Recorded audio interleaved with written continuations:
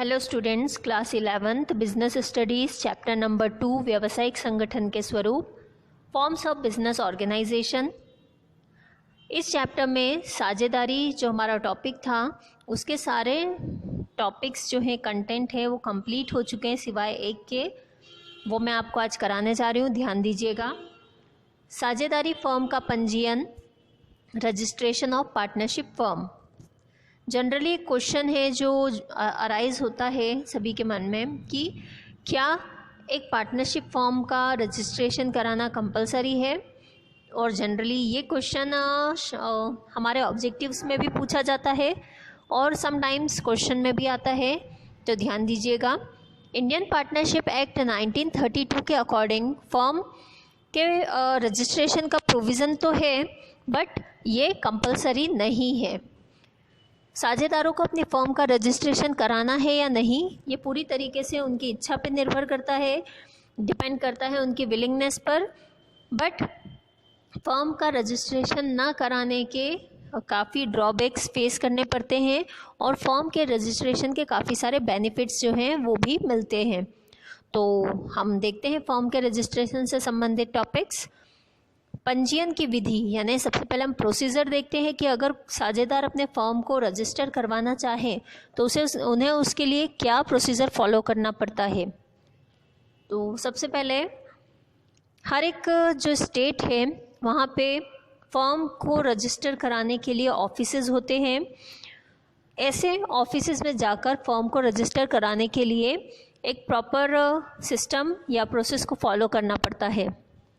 तो मैं point wise आपको बता रही हूँ, ध्यान दीजिएगा। सबसे फर्स्ट पॉइंट है इसका आवेदन पत्र देना, यानी कि एप्लीकेशन फाइल करना। साझेदारों को अपनी फर्म को रजिस्टर करने के लिए एक एप्लीकेशन जो है वो फिल करनी पड़ती है, जिसमें काफ़ी सारी इंफॉर्मेशंस रिगार्डिंग फर्म रहती है, जैसे name of firm, place of firm, या अगर और ब्रांचेस है तो ब्रांचेस की प्लेस, देन पार्टनर्स के नेम्स एंड एड्रेसेस, पार्टनर्स के एडमिशन की डेट, फर्म का कुछ ड्यूरेशन अगर फिक्स हो तो वो ड्यूरेशन, और भी बाकी सारी इन्फॉर्मेशन रिगार्डिंग फर्म। एंड साथ ही साथ सारे पार्टनर्स को इस एप्लीकेशन फॉर्म को फिलअप करने के बाद साइन भी करनी होती है उसके ऊपर। एक बार एप्लीकेशन कंप्लीट हो गई उसके बाद एक फ़िक्स अमाउंट के साथ उस एप्लीकेशन को ऑफिस में फाइल करना पड़ता है। देन अगर जो भी अमाउंट डिसाइडेड है वो साथ में देना कंपलसरी होता है। एक बार एप्लीकेशन रजिस्ट्रार के पास आ गई उसके बाद वो एप्लीकेशन फॉर्म की जांच करता है, यानी उसको चेक करता है कि उसमें सारी इन्फॉर्मेशन रिकॉर्डेड है या नहीं, या फिर जो भी इन्फॉर्मेशन मांगी गई थी वो करेक्ट है या नहीं। इन सब चीज़ों को वेरीफाई करते हैं। देन जब एप्लीकेशन फॉर्म जो है वो एक्यूरेट कर लगता है और लगता है कि हाँ ये रूल्स के अकॉर्डिंग प्रिपेयर किया गया है, और रजिस्ट्रार अगर सेटिस्फाइड होता है तो वो फर्म का नाम फर्म के रजिस्टर में ऐड कर लेता है। रजिस्ट्रार के पास एक रजिस्टर होता है जिसमें वो सारे फर्म्स की इन्फॉर्मेशन को नोट डाउन करता है। देन ये सब प्रोसेस कंप्लीट हो जाने के बाद रजिस्ट्रार फर्म का रजिस्ट्रेशन कर लेता है और एक रजिस्ट्रेशन लेटर इशू करता है फर्म के नाम से, जो ये डिक्लेयर करता है कि फर्म अब एक रजिस्टर्ड फर्म में कन्वर्ट हो गई है। रजिस्ट्रेशन के बाद फर्म को रजिस्टर्ड फर्म के नाम से जाना जाता है। तो ये तो हो गया पंजीयन की विधि, यानी procedure of registration. Next topic इसके बाद पंजीयन के पश्चात परिवर्तन की सूचना, information of change after registration. अब फॉर्म जो एप्लीकेशन फाइल की जाती है उसमें काफ़ी सारी इन्फॉर्मेशन होती है, name of firm, place of firm, branches of firm, names and addresses of partners, admission date, duration of firm.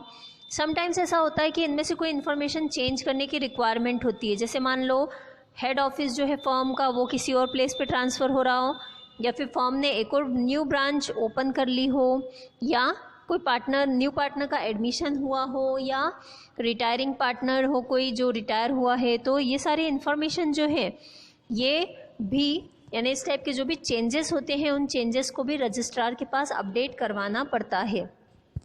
तो इसके लिए भी एक छोटी सी प्रोसेस को फॉलो करना पड़ता है। जो भी चेंजेस हुए हैं वो चेंज रजिस्ट्रार ऑफिस को इन्फॉर्म करना पड़ता है। एक पर्टिकुलर फीस के साथ चेंज जो भी हुआ है उसकी information with in 14 days registrar को देनी होती है। जैसे ही सूचना मिलती है रजिस्ट्रार को, वो अपने फॉर्मों का जो रजिस्टर है उसमें अकॉर्डिंगली चेंज कर लेता है। नेक्स्ट टॉपिक है इसके बाद पंजीयन न कराने के प्रभाव यानी इफ़ेक्ट्स ऑफ नॉन रजिस्ट्रेशन। मैंने अभी आपको बताई थी ये चीज़ कि अगर कोई फॉर्म रजिस्ट्रेशन नहीं कराती है तो उसे काफ़ी नुकसान होते हैं इस चीज़ के। तो क्या नुकसान होते हैं हम देख लेते हैं पॉइंट वाइज। सबसे फर्स्ट पॉइंट, कोई भी साझेदार अन्य साझेदारों के विरुद्ध अभियोग नहीं चला सकता है। यानी कोई भी एक पार्टनर जो है अगर चाहे कि अदर पार्टनर्स के अगेंस्ट वो कोई केस फाइल करे कोर्ट में, तो उन्हें ऐसा कोई राइट नहीं होता क्योंकि फॉर्म रजिस्टर्ड नहीं है। ओके, तो अगर आपका जो पार्टनरशिप फॉर्म है वो रजिस्टर्ड नहीं है तो उस कंडीशन में कोई भी पार्टनर अदर पार्टनर्स के ऊपर कोर्ट में केस फाइल नहीं कर सकता है। ओके, देन नेक्स्ट है इसके बाद कोई साझेदार फॉर्म के विरुद्ध अभियोग नहीं चला सकता। दैट मीन्स कोई भी पार्टनर फॉर्म के अगेंस्ट भी केस फाइल नहीं कर सकता है।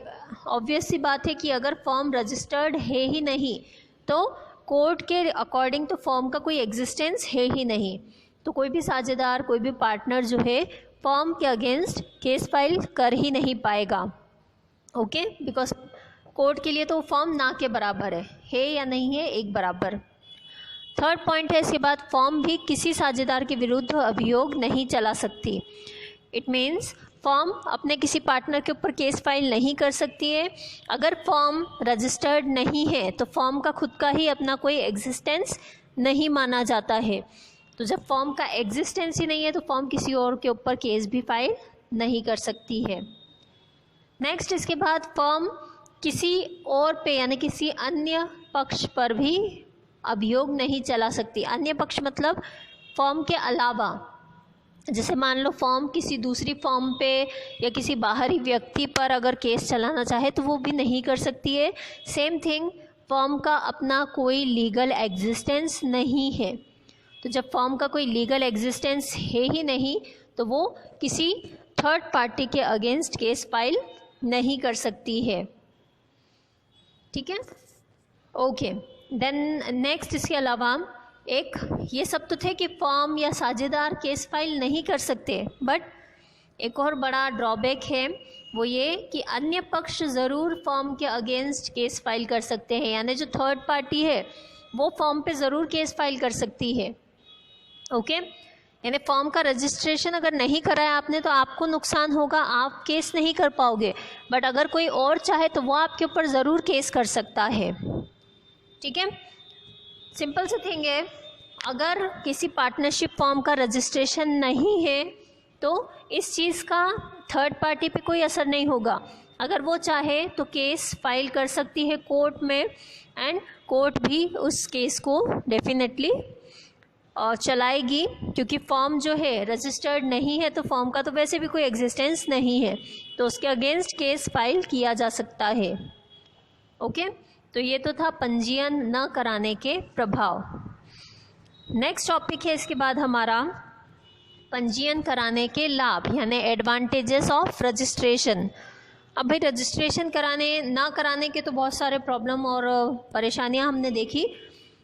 रजिस्ट्रेशन कराने के क्या लाभ होते हैं, क्या प्रॉफिट्स होते हैं, बेनिफिट्स क्या होते हैं और वो किसको होते हैं वो देख लेते हैं हम।